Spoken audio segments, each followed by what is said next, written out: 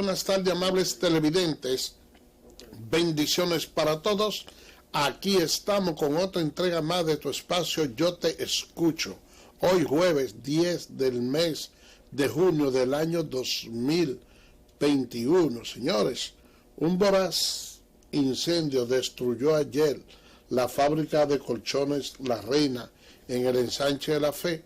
Eso está ahí contiguo al Tribunal Laboral. Eso provocó que en el día de ayer no pudieran efectuarse las audiencias porque se quemaron las instalaciones eléctricas, la humarera y una serie de factores que se le agregan a los incendios y las cosas. Entonces eso impidió que se efectuaran además las audiencias. Ustedes saben lo que significa para un trabajador que tiene mucho tiempo esperando un proceso. Entonces, el día que va a conocer su audiencia se produce este incidente y limita de que puedan conocerse los procesos. Ya eso implica un retraso de por lo menos unos 3 meses más, porque así es como verdaderamente está el sistema judicial, sobre todo porque todo se está digitalizando. Por otra parte, señores, miren, fue electo el defensor del pueblo, Pablo Ulloa, a pesar de haber sido la persona que obtuvo la mejor nota. Entonces, había ciertas dudas de si realmente se iba a escoger a él, porque de por medio hay ciertos componentes políticos, y ya algunas personas se habían aventurado a decir que a quienes iban a escoger era a Fidel Santana, porque supuestamente tenía unos arreglos políticos con el presidente Luis Abinader, algo que ya duda está, que ya quedó despejada, y realmente se ha seguido la misma tendencia de que en esos puestos clave, de que en esos puestos donde se tenga que de una forma u otra luchar en contra de la corrupción, no se iban a escoger personas que estén ligadas a los partidos políticos.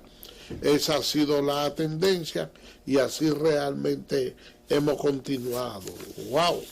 Un fraude de unos 30.000 millones de pesos en la sede, señores. ¡Ay, ay, ay, ay, ay! ¿Qué cosa esta? Bueno, yo pienso que si aquí los niveles de corrupción seguían marchando de la manera, con el ritmo que tenía, realmente no íbamos a tener nada como país. Que realmente, señores, que realmente el país iba a quedar sencillamente quebrado. Por otra parte, el gobierno de los Estados Unidos sanciona a funcionarios de Nicaragua. Ustedes saben que Daniel Ortega, que yo pensé que iba a ser un gobierno bastante democrático, una persona que seguía los ideales sandinistas. Entonces, ahora vemos cómo después de haber llegado al poder se ha convertido en un déspota y ha querido mantenerse como de lugar, incluso apresando a aquellas personas que de una forma u otra le son contrarios.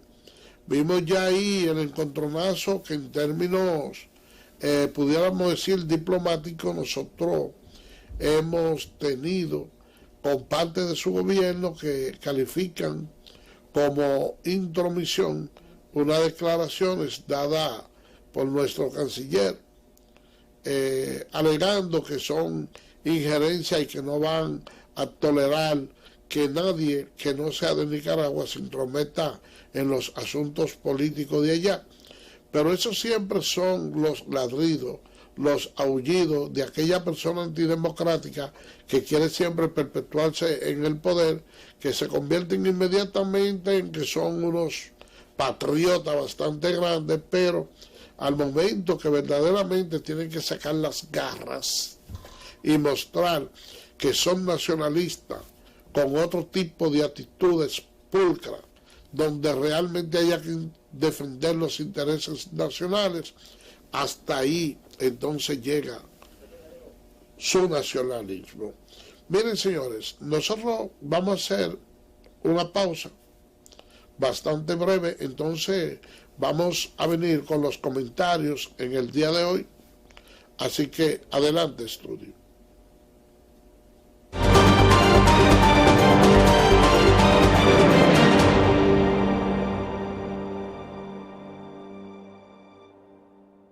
Bien, señores, gracias por permanecer con nosotros. Miren, cuando uno escucha denuncia como la que realmente ha emitido el Consejo Unificado de Auditoría, que reflejan unas irregularidades en los medidores, que revela compra de algunos aparatos inteligentes con unos 5.5 mil millones de pesos de sobreprecio, oigan bien, de sobreprecio. La verdad es que le surgen muchas interrogantes, y una de ellas es: ¿qué hubiese pasado en este país si la administración pasada, el gobierno de Danilo Medina, hubiese continuado en el poder? Esa es una pregunta que debe crispar los vellos de la persona. Y yo no entiendo cómo es que un ser humano puede ser tan avaro. Tanto la familia de él como la familia de la primera dama, doña Candy Montilla, ha salido a relucir claramente esos desfalcos que le hacían a la población dominicana, y uno dice: pero ven acá, ¿hasta dónde puede llevar el corazón de un ser humano? Porque Moisés, al momento de sacar su pueblo Egipto, le enseñó a la gente, a través de los 10 mandamientos, esa tabla que fue labrada, que fue tallada por el Señor, donde escribía con fuego los mandamientos que debíamos de llevar dentro de nuestro corazón.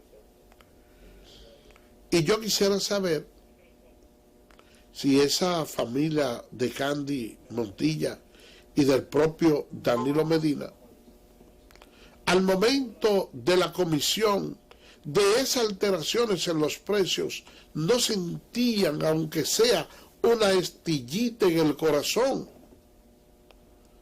Porque hay aparatos de esos que fueron pagados hasta 2 veces, pero que nunca fueron colocados, y que luego entonces esta administración ha tenido que comprarlo. Oigan de lo que estamos hablando. 2 veces pagan unos aparatos que nunca fueron, y una administración nueva tiene que pagarlo nuevamente porque nunca llegaron al Estado. Y uno se pregunta, ¿hasta dónde puede llevar la avaricia a un ser humano? Y eso me recuerda un cuento de un plebeyo que tenía un hacendado que vio que una hija de él iba montada en un caballo y el caballo se desbocó. Desbocar significa que cuando usted le pone los aperos a un caballo para montarlo, lo que son las bridas, hay algo que se llama bocao, que usted se lo entra en la boca y va ligado a la brida y al collar que tiene puesto. Entonces, usted tiene el dominio completo del caballo a través de las bridas, cómo manipularlo, porque ese bocao que tiene incrustado en la boca, que es una parte sensible, le permite manipularlo para poderlo doblar, como si usted estuviera montando bicicleta o usted estuviera montando un carro. Pero al salirse, no se puede controlar el animal. Y ese plebeyo arriesgó su vida colocándose delante del animal y sostenerlo hasta evitar que se vayan para un derrique. Cuando otro de los trabajadores le cuenta la hazaña que había hecho ese trabajador a su amo, él le dice: mira, yo realmente no tengo cómo pagar el problema que tú me has evitado. Pídeme un deseo, que el deseo que tú me pidas te será concedido. Y ese esclavo le dijo: señor, amo, mire, yo lo único que quiero es que usted me dé tierra. Y él le dijo: está bien, mire estas 2 estacas, cada una en la tierra, y sal a correr hasta donde tú entiendas, y ya toda esa tierra se va a medir en un círculo cuadrado, y toda esa tierra es tuya. El esclavo, que sabe que el amo iba a cumplir con su misión, tan pronto le dijo eso, acabó la estaca y comenzó la estampida. Pero fue tanta la avaricia que tenía, que corrió sin control, y llegó un momento en que los caldios le fallaron y se murió del corazón. El amo sale más atrás en un caballo para ver en la trayectoria hasta donde iba a poder llegar. Y le dijeron: mire, él se murió del corazón, no aguantó. Él cogió la otra estaca que aún tenía el obrero en la mano y marcó un círculo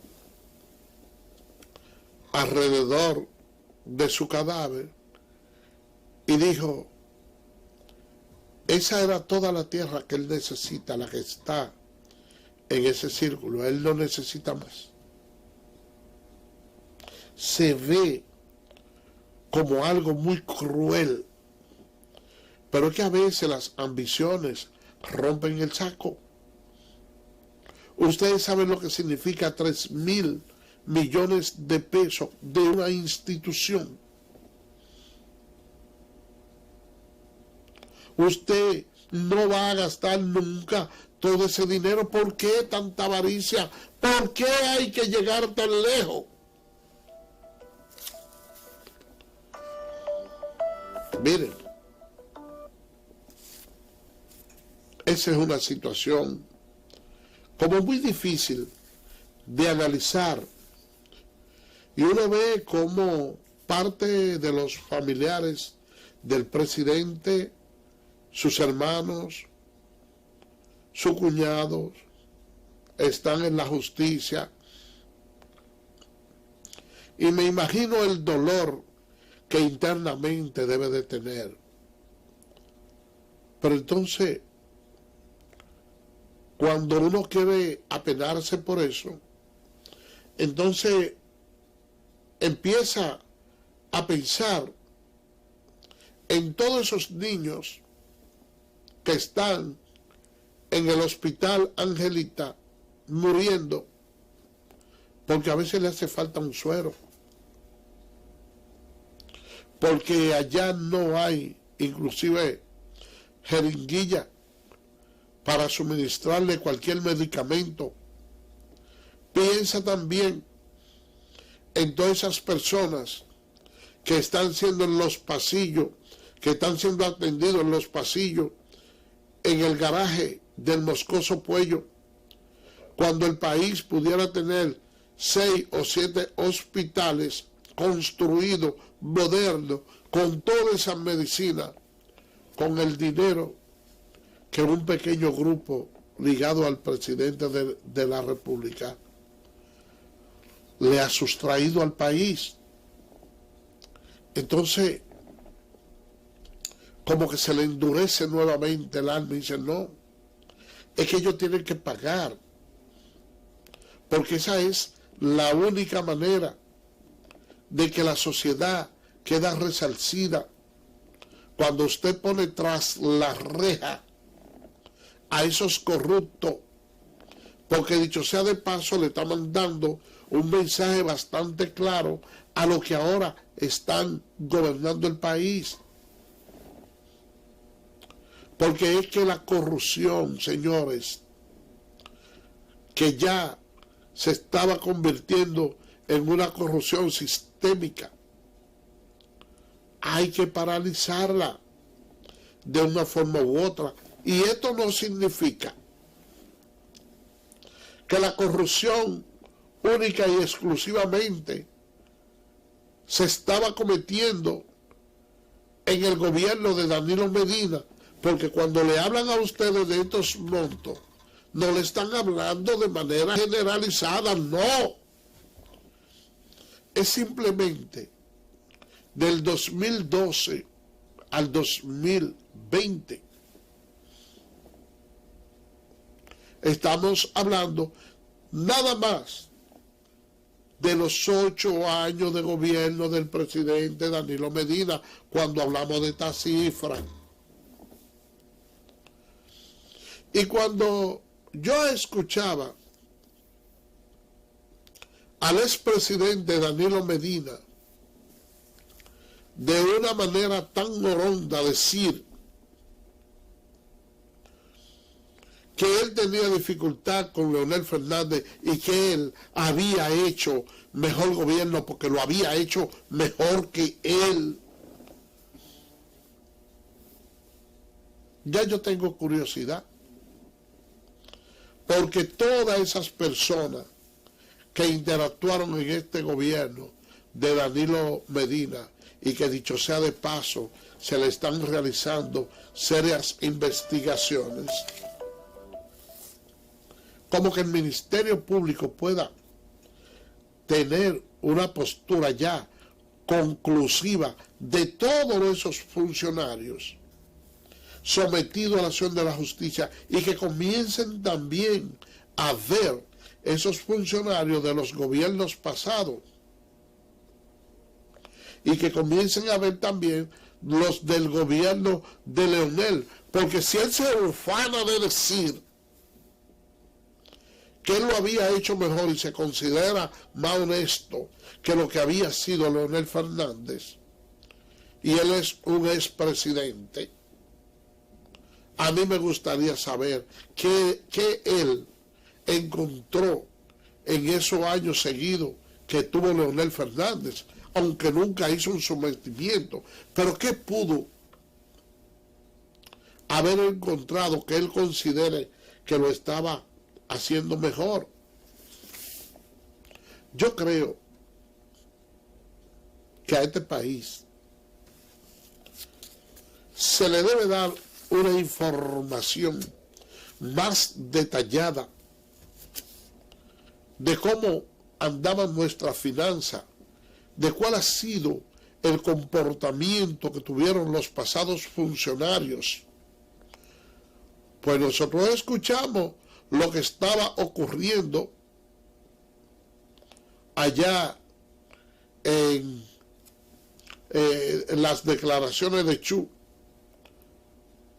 que era realmente lo que estaba ocurriendo en el Ministerio de Interior y Policía. Él habla de la cantidad de dinero que se ha ahorrado, y cada vez que hablamos o escuchamos cualquier funcionario, no importa de qué categoría, lo que hace es quejarse de todo el desastre que encontró a su llegada. Y yo creo que se hace necesario que se haga un consejo de gobierno y que cada uno de los ministros, de los directores de los diferentes lugares puedan llevar un informe detallado de lo que ellos encontraron, lo que ha sido antes y después, pero que de manera conjunta todos esos ministros puedan ir a la Procuraduría General de la República y llevar un informe. Yo estoy viendo las denuncias que se hacen en contra de Víctor Gómez Casanova, de lo que había allá en la Dirección General de Aduana, en los comedores económicos, en el plan social de la presidencia, en todos los lugares. Señores, hay un grito generalizado. La población debe pedir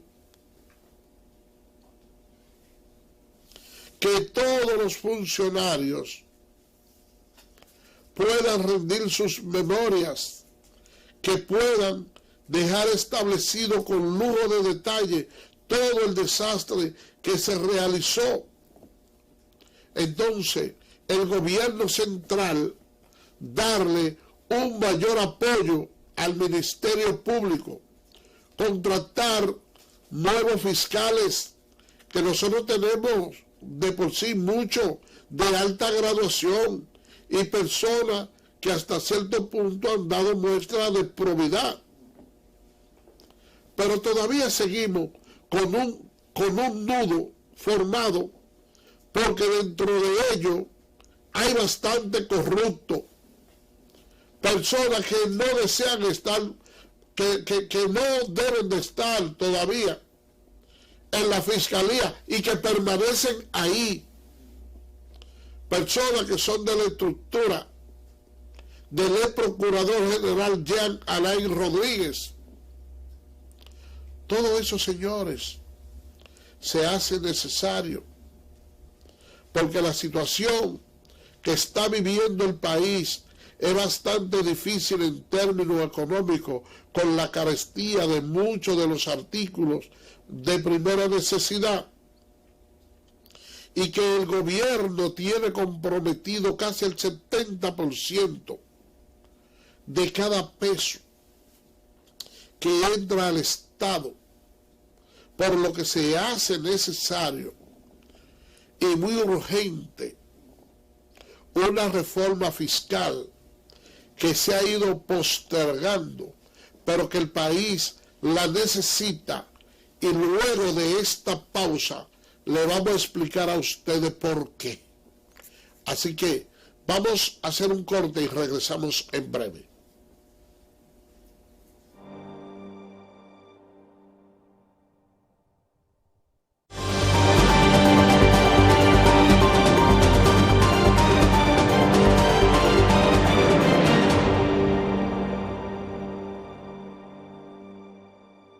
Bien, gracias por permanecer con nosotros. Miren, yo no soy economista, yo soy abogado, pero cuando uno, de una forma u otra,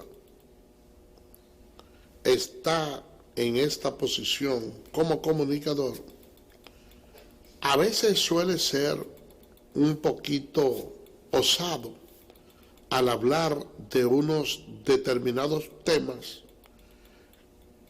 que probablemente a una persona erudita en cualquier rama le pueda causar como cierto escozor, porque a veces yo veo que algunos colegas de la comunicación se ponen a tratar algunos asuntos jurídicos que uno lo ve completamente, que en el caso mío, que aparte de la comunicación, también soy abogado, que uno lo ve muy desfasado y dice, no, pero es que el colega está muy equivocado en ese análisis que está haciendo ahí, pero en los medios de comunicación, y yo entiendo, digo, bueno, es que no son abogados, al igual que yo, no soy economista, probablemente usted lo sea, que está ahí y me oye a mí hablando de una reforma fiscal, entonces dirá, pero venga acá,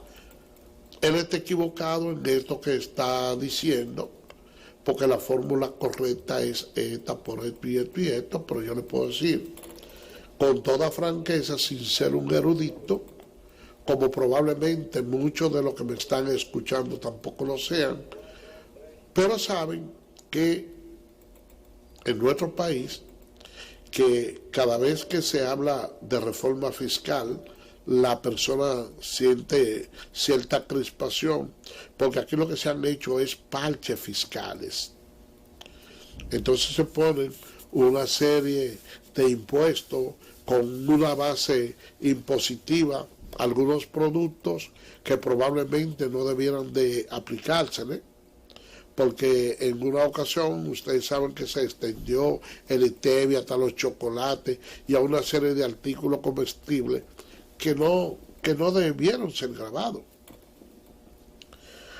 Pero nosotros, el gobierno, este gobierno, encontró el país postrado por el COVID y porque además se habían hecho muchos endeudamientos básicamente por todos los actos de corrupción que se han cometido, y hay una gran cantidad del presupuesto nacional, de los ingresos que tiene el país, que está comprometido para el pago de la deuda externa.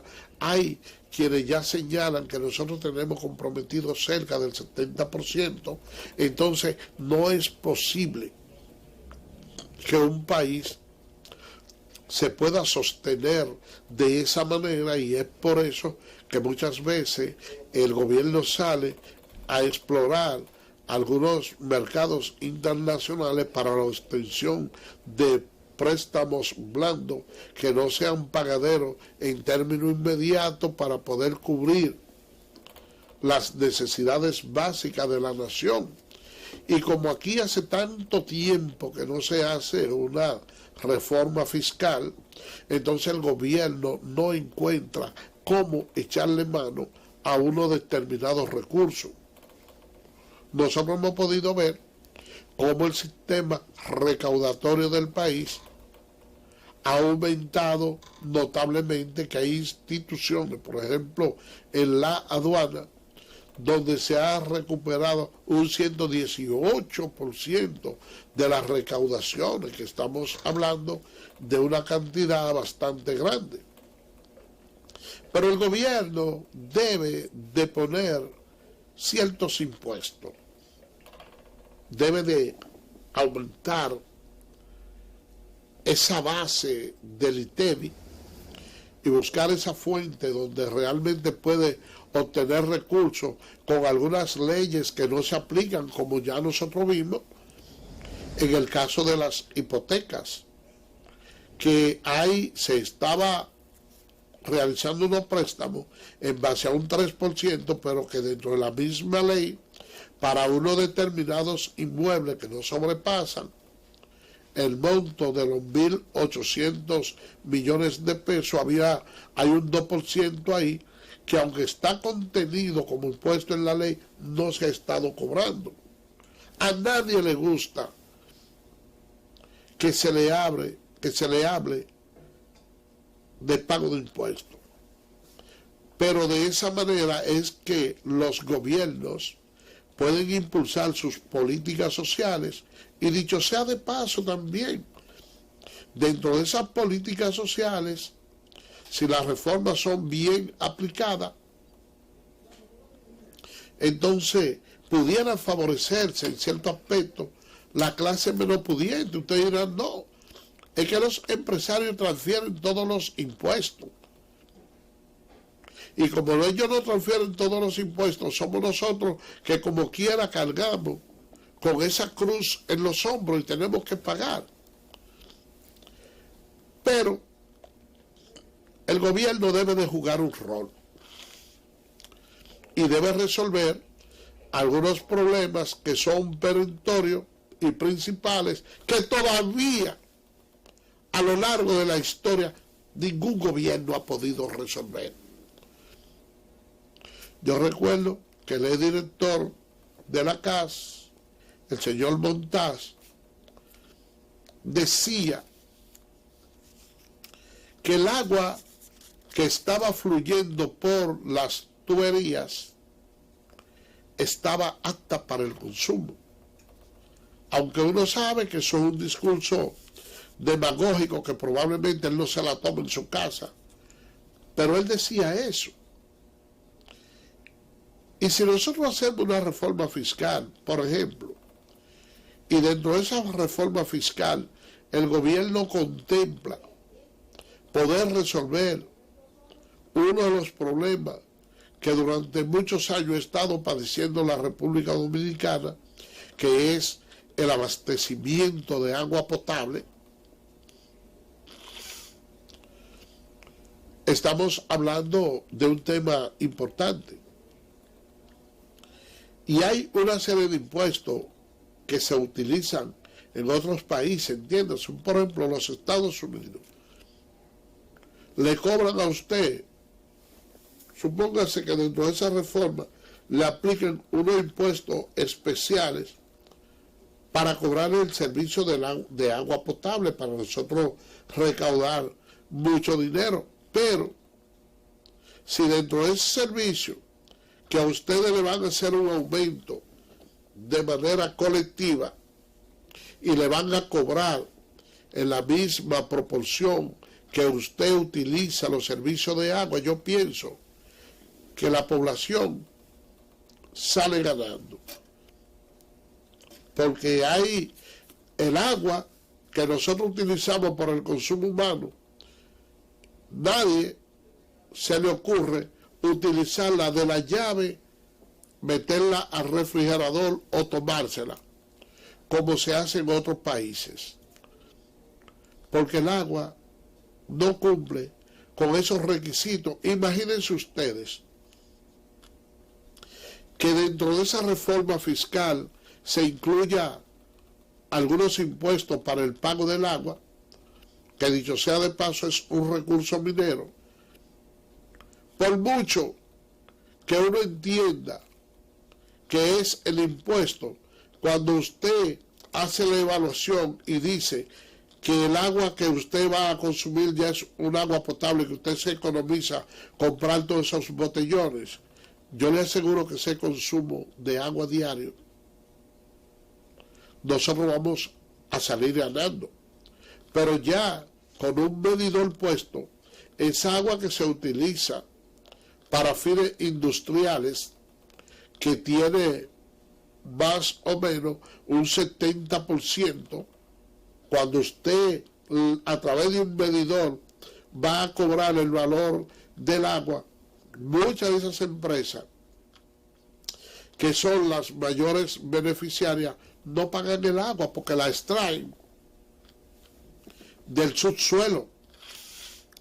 Y si no llueve lo suficiente para que esas aguas subterráneas puedan hidratar la tierra y mantenerse, sobre todo aquí, que nosotros no tenemos, vamos a decir, muchas presas formadas, no tenemos cómo preservar el agua, nos daremos cuenta que dentro de una base impositiva de impuestos, realmente nosotros no vamos a cargar con todas esas responsabilidades. De igual manera, señores, nosotros pudiéramos buscar algunos nichos en todas las mineras que nosotros tenemos en el país que tienen mucho consumo de agua potable. Fíjense cómo anda la Barrick, que quiere realizar, necesita la realización de una presa de cola. Nosotros vemos como las calles están pavimentadas, que tienen una serie de pozos sépticos de agua que muchas veces se pierde y no va al subsuelo. Ustedes se encuentran con países como Costa Rica, entre otros, que dentro de las inclinaciones que hacen en sus calles hay una franja que no tiene material asfáltico, y es con la idea de que el agua pueda drenar a través de esa superficie de la tierra y pueda alimentar las venas debajo. Nosotros perdemos muchos recursos. ¿Y por qué yo digo? Porque, dicho sea de paso, tampoco le puedo poner un espectro tan amplio de muchas de esas fuentes que debe utilizar el gobierno para hacer una verdadera reforma y grabar, por las razones que le dije, que no soy economista, pero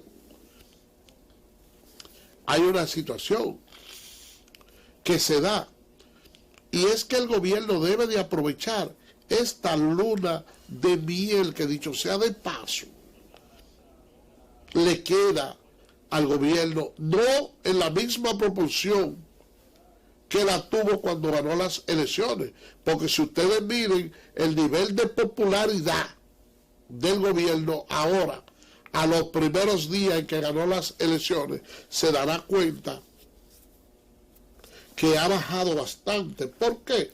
Bueno, porque hay dentro de la misma estructura jerárquica del partido que no han tenido o no han sido nombrados en los diferentes ministerios, y uno siente que hay cierto disgusto con eso. Pero lo mismo también ocurre en los planos bajos, con todas esas personas que han trabajado de esos dirigentes partidarios minoritarios que no tienen colocación en los puestos de empleo, porque todavía el grueso fuerte del partido no ha sido colocado en ningún sitio. Y hay una serie de funcionarios y de ministros, hasta de cuarta categoría y quinta categoría, que ni siquiera toman los teléfonos, no se dignan en hablar con sus compañeros de partido que lo ayudaron a que ellos ocuparan esas posiciones. ¿Y qué es lo que está sucediendo? Que dentro de esos estratos bajos del partido tampoco se goza de una gran popularidad. Y si usted espera el ahondamiento de la crisis económica post-COVID, que de seguro está y seguirá profundizándose, espera que la mayoría de los compañeros de partido también incrementen su rebeldía por no haber sido tomado en cuenta, y le suma a eso la persecución política que está llevando el Ministerio Público contra esos funcionarios corruptos, pero que tienen mucho dinero, que tienen un Ministerio Público que en su gran mayoría todavía es de ellos, y jueces que fueron colocados por ellos para protegerse, teniendo sus jueces, teniendo su Ministerio Público. Entonces se dará cuenta que la situación pudiera agravarse.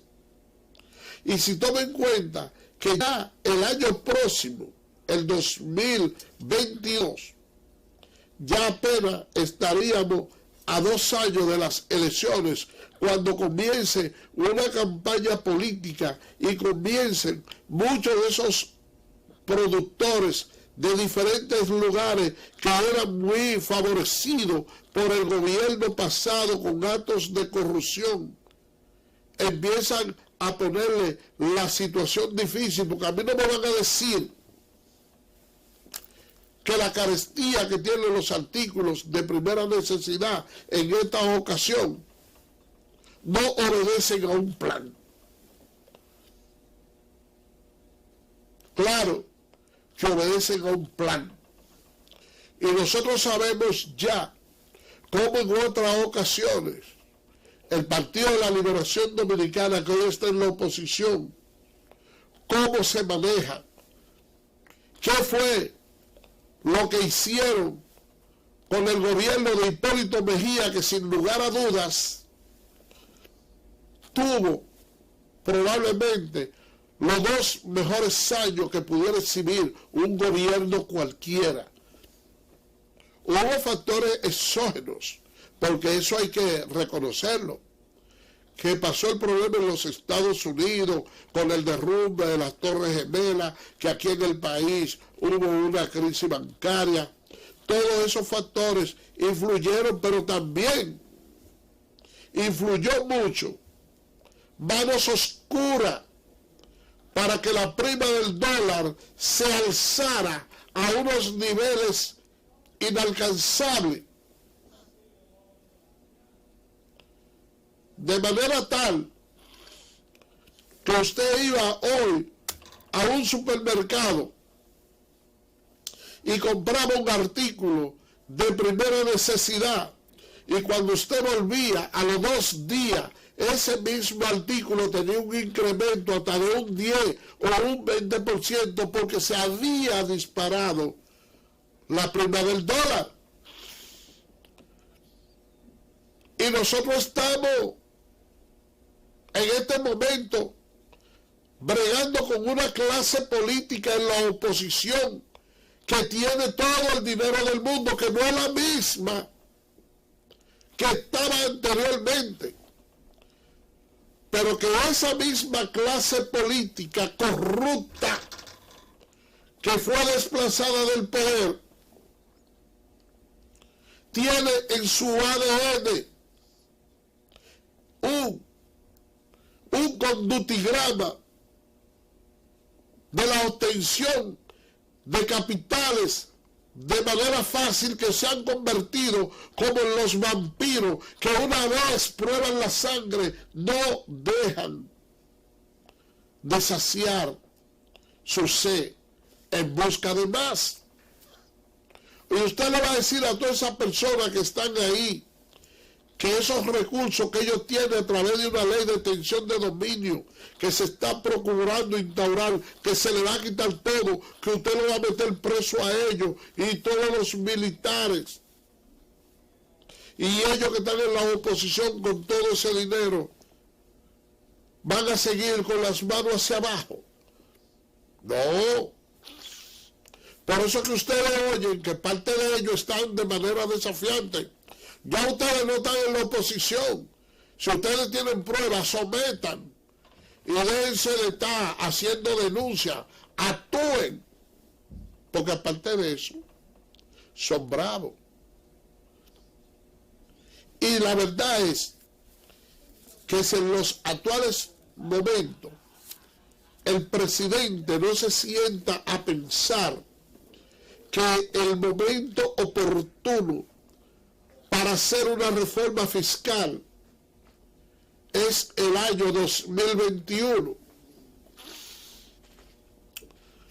Ustedes verán, señores, ojalá que ustedes puedan grabar esto que yo les estoy diciendo aquí. Ustedes verán lo que va a suceder en nuestro país. La situación, a no